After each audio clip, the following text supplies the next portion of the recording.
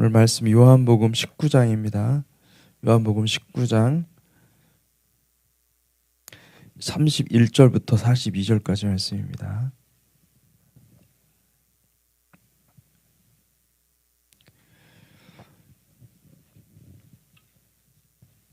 함께 31절부터 42절까지 함께 교독하겠습니다. 이날은 준비일이라 유대인들은 그 안식일이 큰 날이므로 그 안식일에 시체들을 십자가에 두지 아니하려 하여 빌라도에게 그들의 다리를 꺾고 시체를 치워달라 하니 군인들이 가서 예수와 함께 못 박힌 첫째 사람과 또 그 다른 사람의 다리를 꺾고 예수께 이르러서는 이미 죽으신 것을 보고 다리를 꺾지 아니하고 그 중 한 군인이 창으로 옆구리를 찌르니 곧 피와 물이 나오더라. 이를 본 자가 증언하였으니 그 증언이 참이라.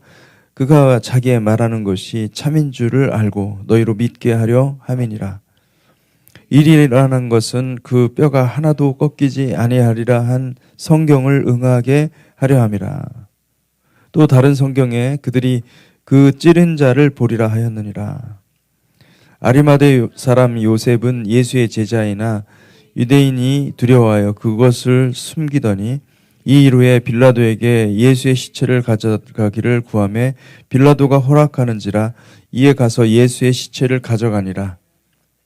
일찍이 예수께 밤에 찾아왔던 니고데모도 모략과 침향 섞은 것을 100리트라쯤 가지고 온지라. 이에 예수의 시체를 가져다가 유대인의 장례 법대로 그 향품과 함께 세마포로 쌌더라. 예수께서 십자가에 못 박히신 곳에 동산이 있고 동산 안에 아직 사람을 장사한 일이 없는 새 무덤이 있는지라. 이날은 유대인의 준비리요 또 무덤이 가까운 고로 예수를 거기 두니라. 아멘. 오늘은 요한복음 19장 31절에서 42절까지를 읽었습니다. 우리 주님께서 십자가에 달려 죽으시기 전에 많은 사람들한테 심판을 받고 판단을 받고 그리고 십자가에 달려 죽으시게 되는 거죠. 그리고 그 기록을 모든 복음서가 다 기록하고 있습니다. 그만큼 예수님의 십자가 사건은 우리가 그 가장 중요한 사건이라고 할 수가 있죠. 그런데 이 요한복음은 다른 복음서하고는 좀 다른 관점으로 이 말씀을 이렇게 풀어가는 것을 볼 수가 있습니다. 우리가 지난 금토일 그 본문을 우리가 보지 않았기 때문에 자세한 과정은 이제 생략이 됐지만은 우리가 이제 알 수 있는 것은 예수께서 그 카이로스 주님의 아들로서 하나님 앞에 영광 올려드리는 바로 그 제사 번제거든요. 번제로 볼 수가 있죠. 이 번제에 주님께서 요한복음은 특별히 자신을 내어 맡기는 순종, 이삭이 보여준 그 순종을 그대로 묵묵하게 담아내는 것을 볼 수가 있습니다. 그래서 왜 주님께서 이렇게까지 하셔야 됐는가? 그거에 대한 질문이 있는 거예요. 그래서 주님께서 그렇게 순종하신 것은 제자들에게 본을 보이기 위한 것입니다. 우리의 삶은 십자가를 만들어내는 것입니다. 왜냐하면 아버지께서 그 아들의 십자가를 통해서 영광을 받으셨고 그리고 또 그 아들의 그 십자가 순종을 주님께서 너무나 기뻐하셨고 그것으로 영광을 받으셨고 아버지께서도 그 십자가를 통과한 그 사람들 그 십자가를 바라보고 그 십자가를 짊어지고 주님을 따른 백성들을 모두 다 영화롭게 하신다는 그 말씀을 하고 있는 것입니다. 이게 이제 명시적으로 다 이 요한복음을 기록한 이 저자는 그거를 다 얘기하는 게 아니라 이야기로 풀어내는 거예요. 이야기로 풀어내면서 우리로 하여금 그것을 보고 이게 증언이잖아요. 이 증언을 보고 우리가 깨닫도록 그렇게 한 게 요한복음이라고 할 수가 있는 것이죠. 특별히 이제 제가 지난주에도 말씀을 드렸지만은 이 19장도 이제 철저하게 지난주에 말씀드린 것처럼 이 순환당하는 모습을 자세히 묘사하고 있습니다. 아주 뭐 어떤 반항도 없고 어떤 저항도 없어요. 전혀 어떤 싸우고자 하는 그것을 대항해서 이 불법적이고 위법적인 그런 판결 앞에서 그 사람들의 그 모든 그 비난 앞에서 주님은 잠잠히 그냥 당하고 계시는 것 같은 그런 모습을 보여주고 있습니다. 그것은 주님이 힘이 없어서가 아니고 능력이 없어서가 아니고 그리고 또 주님이 정당하지 않아서가 아니에요. 주님이 죄인이어서가 아니라 주님은 의인이고 정당하시고 또 하나님의 아들이지만 그 능력과 이 모든 부분에서는 하나님과 동일한 하나님의 아들이지만 주님은 목적이 있고 뜻이 있어서 이 일을 행하신 것을 볼 수가 있습니다. 그 요한복음은 또 특징이 무엇이냐면은 요한복음은 철저하게 이 구약의 예언과 연결지어서 이 이야기들을 풀어가고 있다는 점입니다. 그래서 빌라도하고 유대인들과 이 법정에 여러 사람들이 모여 있죠. 이 사람들이 지금 예수를 심판하고 있거든요. 이 사람들이 예수를 마치 그냥 뭐 공놀이 하듯이 떠넘겼다가 그렇게 하면서 희롱하고 그리고 심판을 하는 거죠. 근데 여러분 우리가 기억해야 될 것은 뭐냐면 요한이 왜 이 이야기를 담담하게 다 서술을 하냐는 말이죠. 그것은 무엇이냐면 그가 구약을 알기 때문에 구약에 따르면은 주님께서 오실 메시아는요 이렇게 심판당하는 모습이 아니에요. 그러니까 구약에 묘사된 것은 뭐냐면 주님이 오셔서 열방을 심판하십니다. 여기 빌라도는 이방 사람이잖아요. 이 빌라도는 그러니까 예수를 심판한 이방의 통치자를 상징하는 거예요. 그러니까 열방의 모든 통치자와 유대인들, 이스라엘 사람들, 그리고 또 이스라엘뿐만 아니라 또 거기에 모인 모든 무리들, 많은 사람들이 모여 있지 않습니까?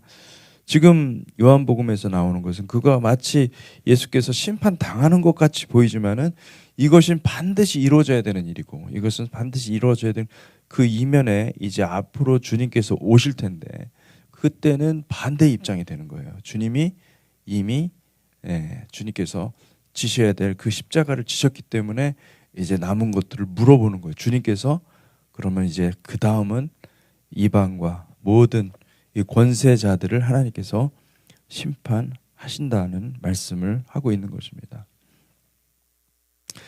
요한복음은 특별히 이 속죄일에 사용되는 그 아사셀 염소, 아사셀을 위한 염소, 그리고 여호와를 위한 염소, 아사셀을 위한 염소와 여호와를 위한 염소 이 둘을 제비 뽑아서 결정을 해서 하나는 광야로 보내지고 하나는 여호와께로 보내지는 것을 볼 수가 있습니다.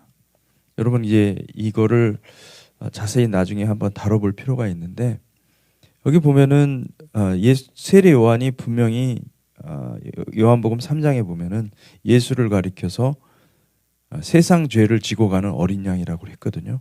근데 세상 죄를 지고 가는 어린 양은 누구를 말하는가? 구약 성경에 보면은 세상 죄를 짊어지고 가는 그 양은 아사셀 염소를 말하는 거예요.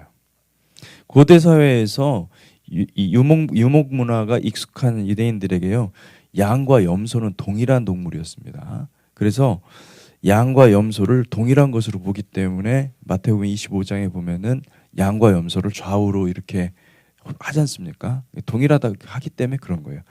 모습은 동일하지만 그렇지만은 성품이 좀 다르죠. 어쨌든 이 염소는 양과 동일하다 이렇게 이해를 하시면 되겠습니다. 그래서 아사셀 염소 예수께서는 철저히 징벌을 대신 짊어지고 가는 제물로 오신 것입니다. 그래서 아사셀 염소는 아사셀을 위해서 바쳐지지만 또 한 가지 여호와를 위한 염소가 또 있었던 거예요. 요 아사셀을 위한 염소가 고난당하는 메시아의 모습을 연상시킨다고 한다면 이 쌍둥이, 그러니까 아이데니컬 트윈이라고 그러죠. 완전히 똑같은 그 쌍둥이 중 다른 하나, 곧 여호와를 위한 염소의 이미지가 또 여기에 새겨져 있는 거예요.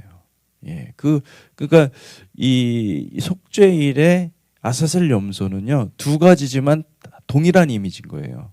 이걸 완벽하게 요한복음에서 예수께서 그 덜 깎는 자 앞에서 잠잠한 어린 양과 같이 그렇게 이것을 완전히 성취를 하신 겁니다. 사실 이거를 좀 더 깊이 보면요, 너무나 놀라운 거예요.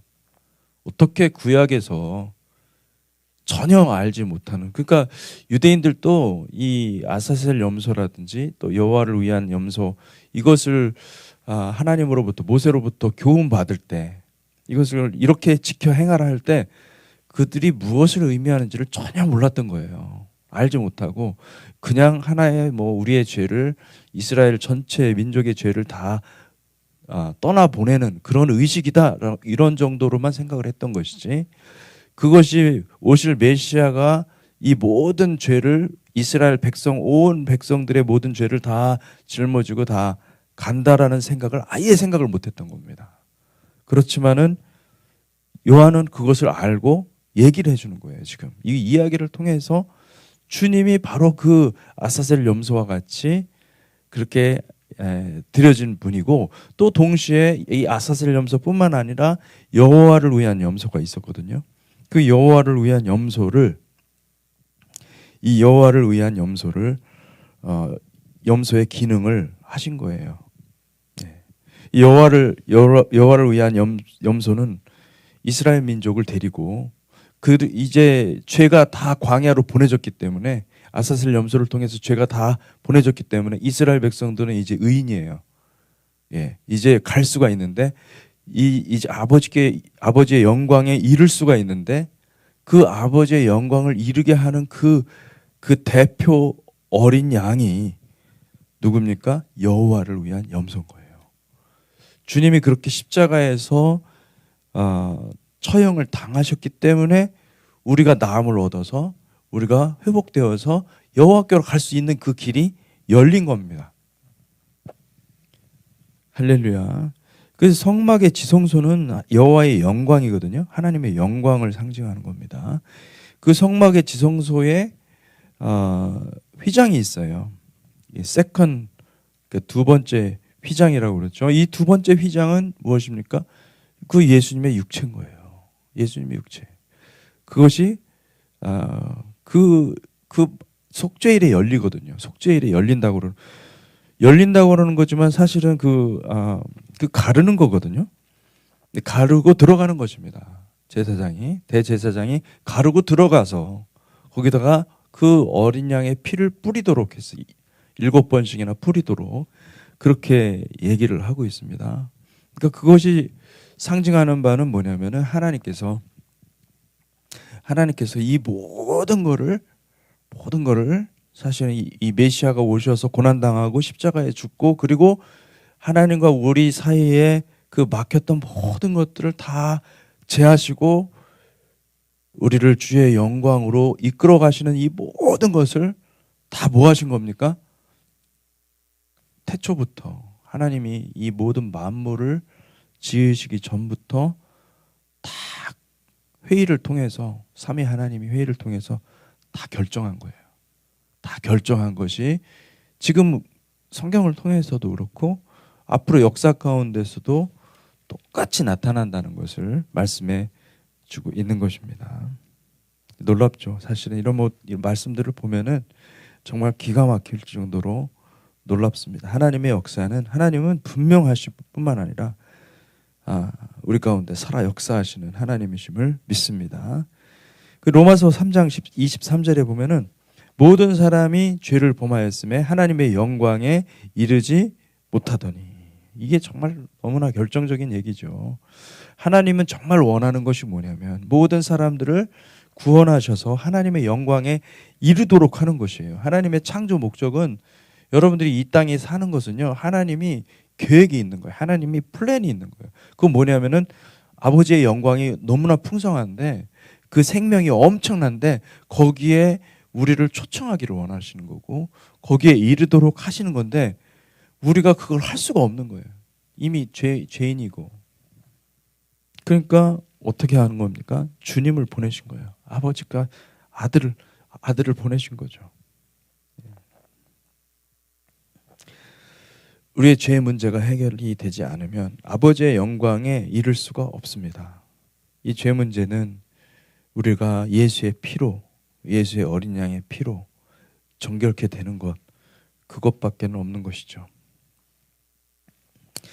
그 주님은 이렇게 복잡하게 이 속죄 일에 그런 어떤 속죄 일에 행하는 그 의식을 통해서 이스라엘 자손들에게 가르치고자 하는 것은 무엇이냐면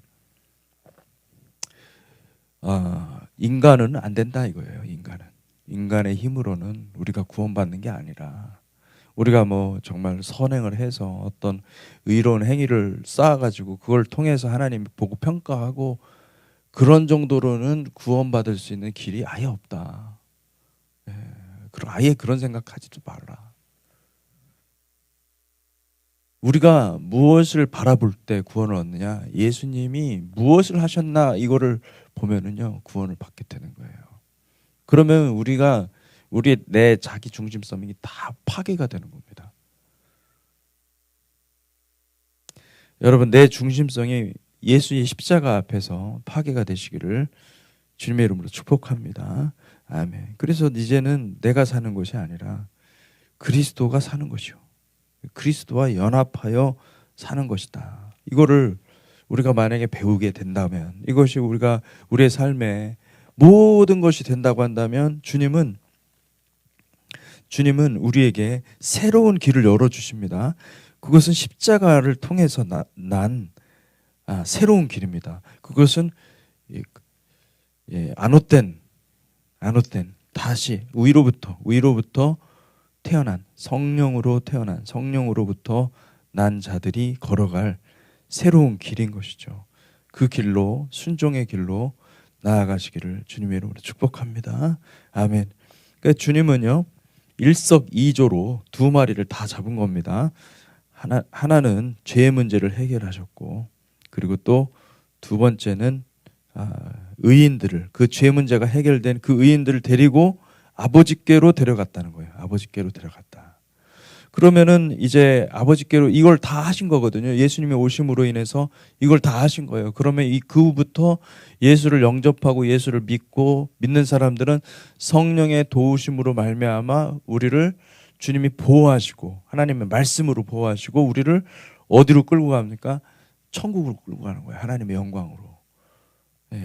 그래서 사실은 우리는 영적으로 보면은 부활의 영이라고 그러지 않습니까? 성결의 영이라고도 하고 부활의 영이라고 하는데 성결의 영과 그 거룩의 영과 그 부활의 영의 도움을 받는 겁니다. 그래서 우리가 보존돼서 그래서 주님 앞에 올라가는 것이 주님의 영광 그리고 주님의 때에 주님이 오실 때 함께 내려오는 것이 그것이 플랜인 거예요. 하나님이 다 정해놓은 플랜인 거예요. 할렐루야. 하나님의 택한 백성들은 그 플랜 가운데 들어가는 것이고 하나님이 택하지 않은 백성들은 안타깝지만은 뭐 자기 길을 가야 되는 거예요. 두렵고 떨림으로 우리가 구원을 이루어야 되는 것은 우리는 누가 택함을 받았는지 누가 버림을 받았는지 모른다는 겁니다. 그렇기 때문에 엎드려 기도하는 거예요. 엎드려 기도하면서 우리 자신을 돌아보는 거예요. 내가 정말로 주님의 십자가의 그 길을 가고 있는가? 그거를 한번 보면서 우리 자신을 보면서 계속 주님 앞에 우리의 그 영혼을 어린 양의 피에 씻는 것입니다. 여기 그 보면은 이 놀라운 말씀이 있죠. 뭐냐면 굉장히 많은 얘기들을 많이 하고 있는데 19장에 보면은 특별히 28절, 20절에 보면은 이런 말씀이 있습니다. 19절에 보면은 19장 19절에 빌라도가 패를 써서 십자가 위에 붙이니 나사렛 예수 유대인의 왕이라 기록되었더라. 예수께서 못 박히신 곳이 성에서 가까운 거로 많은 유대인이 이 패를 읽는데 히브리어와 로마와 헬라 말로 기록되었더라. 근데 이 히브리어로 기록되었고, 그런데 여기서 보니까 많은 유대인이 이 패를 읽는다 이런 말이 나옵니다. 근데 문제가 된 것은 뭐냐면 21절이에요. 유대인의 대제사장들이 빌라도에게 이르되 유대인의 왕이라 쓰지 말고 자칭 유대인의 왕이라 쓰라. 이렇게 얘기를 한 겁니다. 그게 뭐 그냥 문맥적으로 봤을 때는 자칭이라는 하나를 더 넣어서 그렇게 여기 이제 그 영어로는 보면 이렇게 돼 있습니다. I am king of the Jew 이렇게 쓰라고. 내가 유대인의 왕이다 이렇게 이런 말로 쓰이는데 이게 중요한 게 아니라 사실은 이 유대인들이 많은 이 패를 보면서 대제사장한테 뭐라고 얘기를 했냐면은 이게 지금 히브리어로 쓰면요. 이 나사렛 예수 유대인의 왕이라고 된 거를 히브리어로 쓰잖아요. 그러면은 어떻게 되냐면 예슈와 하 나츠레이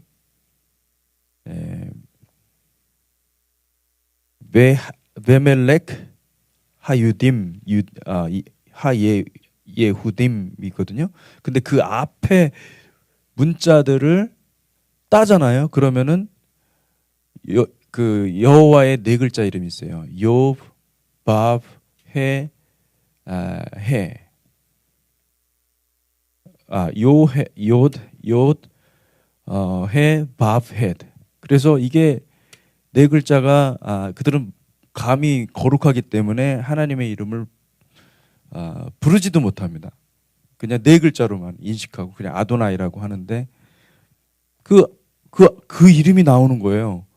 그러면 사람들이 그걸 보고 두려워 떠는 거예요. 이거 하나님이시구나. 그러니까 이게 문제가 된 겁니다.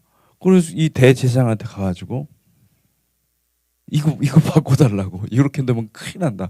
그러니까 이걸 보고 믿은 사람도 있지만은 믿지 않은 사람들은 이거 지금 심각한 문제 아닙니까?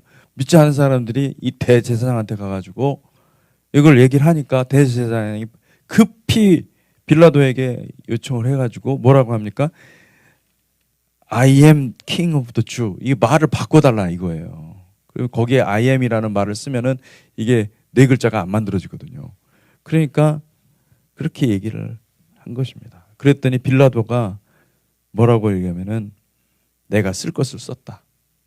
이렇게 얘기를 하는 것이죠. 이 모든 것을 통해서 하나님은 정확하게 요한복음을 통해서 말씀하시고자 하는 것은 무엇이냐? 그거는 우리가 여호와를 십자가에 못 박았다는 거예요. 하나님을 십자가에 못 박았다는 거예요. 이거를 강하게 얘기를 하고 있는 겁니다. 스가랴 12장 10절에 보시면은 내가 다윗의 집과 예루살렘 주민에게 은총과 간구하는 심령을 부어주리니 그들이 그 찌른 바 그를 바라보고 그를 위하여 애통하기를 독자를 위하여 애통하듯 하며 그를 위하여 통곡하기를 장자를 위하여 통곡하듯 하리로다. 이게 원문에 보잖아요. 그들이 찌른 바 나를 바라보고 나를 바라보고 나를 위하여 애통하기를 독자를 위하여 애통하듯 하며 이런 말이 나옵니다. 그 찌른 바 나를 바라보고 하나님을 찔렀다는 거예요. 이게 유대인들이 실제 역사적인 사건으로 이 요한복음은 기록된 것으로 얘기를 하는 겁니다. 그들이 분명히 이 명패 이름표에 네 글자가 딱 써 있는 거예요. 정확하게. 예. 그 우리가 부르는 아도나이라고 하는 그 욤해 밥해가 딱 써 있는 거예요. 그 사람들이 그거 보고 두려웠겠죠. 얼마나 두려웠습니까? 우리가 지금 여호와를 찔렀다. 예. 근데 이게 지금 스가랴에서 12장 10절 말씀은요. 예수 그리스도의 초림 사건을 얘기하는 게 아니라 주님이 다시 오실 때 그 유대인들이 자기들이 정말로 이 메시아를 죽였다, 여호와를 죽였다라는 것을 깨닫고 회개하는 거거든요. 회개하는 맥락에서 이게 쓰여진 겁니다. 그러니까 이 일은 뭐냐면, 이 지금 놀라운 말씀은 이 그들이 엄청난 회개와 함께 돌이켜 돌아온다는 그 말씀으로 스가랴 12장 10절을 볼 수가 있고, 그리고 요한복음에 여러분 그 보시면은 그 몇 절입니까? 이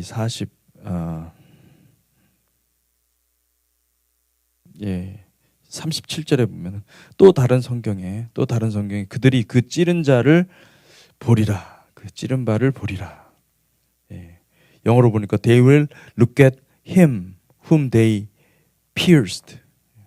그들이 그 찌른 바 그를 보리라. 그렇게 응하였다. 그러면은 유대인들은 이게 성경이요, 그 찌른 바 그가 아니라 그 찌른 바 나를 바라보고 여호와를 바라보고 그를 위하여 애통하리를, 이 말을 정확히 알았던 거예요. 이 말의 의미를. 스가랴서 이런 거 성경의 번역이 좀 잘못된 게 많아요. 그래서 어쨌든 하나님께서 이렇게 이와 같은 과정을 통하여서 유대인들의 어떤 그 십자가, 그 고난 사건, 순환 사건을 통하여서 우리에게 다가오셨다라는 것을 말씀해 주고 있습니다. 이 말씀으로 깊이 묵상하면서 하나님 앞에 나아가기를 바랍니다. 잠깐 기도하겠습니다. 하나님 아버지, 주님께서 마침내 십자가에 달려 돌아가시고 또 주님께서 예언하신 것처럼 그 사랑하는 니고데모가 찾아왔을 때 그 모세가 그 뱀을 높이 든 것과 같이 인자도 높이 달릴 것이라고 주께서 그것을 말씀하신 것은 바로 그 니고데모가 그것을 보고 깨닫게 하기 위함이었음을 보게 됩니다. 주님, 한 영혼을 사랑하시고 누구든지 주님께 돌아오기를 간절히 원하시는 그 주님의 마음을 우리가 알게 하시고, 아버지 하나님, 예수 그리스도를 증거하는 거룩한 백성 삼아 주시기를 간절히 소원합니다. 예수 그리스도의 이름으로 기도했습니다. 아멘.